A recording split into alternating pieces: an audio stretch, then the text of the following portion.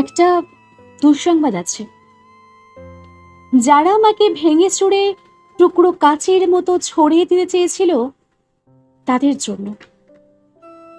দুঃসংবাদটি তাদের জন্য যারা ভেবেছিলে আমি হোঁচট খেয়ে পড়ে গেলে আর কখনো উঠে দাঁড়াতে পারবো না, মুখ থুবড়ে পড়ে থাকবো গা ঘিনঘিনে কাদায়।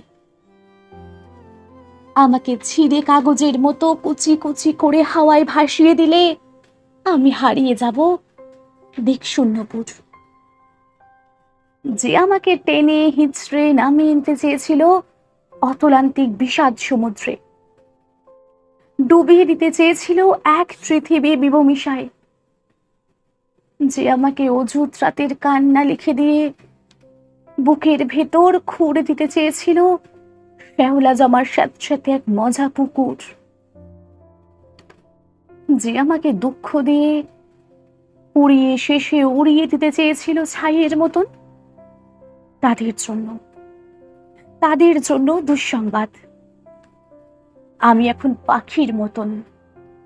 আমায় ছিঁড়ে কুচি কুচি ভাসিয়ে দিলে আমি এখন ডানা মেলে আকাশ জুড়ে উড়তে জানি।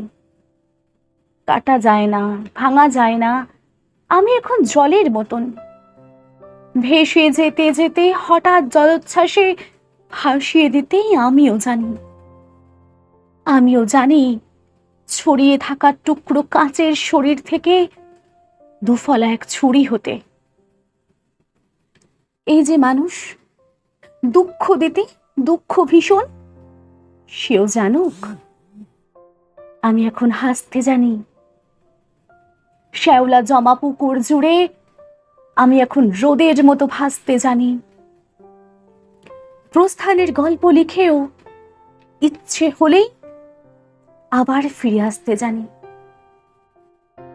আমি এখন পুড়ে যাওয়া ছাইয়ের ভেতর জেগে ওঠা ফিনিক্স পাখি।